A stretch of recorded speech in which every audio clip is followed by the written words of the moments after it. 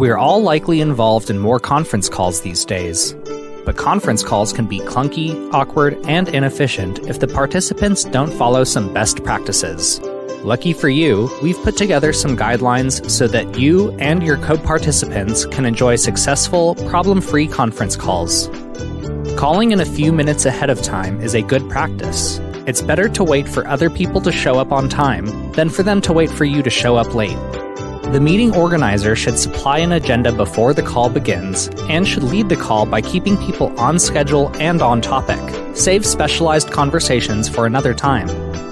Make sure to mute the microphone when you're not speaking to prevent background noises from coming through. Try to conduct your call from a room that is free from background distractions, and if you know noise will be an issue, be upfront about it at the beginning of the call. It's not always easy for people on the call to identify you based on your voice alone. Be sure to state your name before speaking or have someone on the call introduce you before you begin. Most small microphones aren't known for their superior audio quality, so be sure to sit close to your phone or computer and speak loudly and clearly.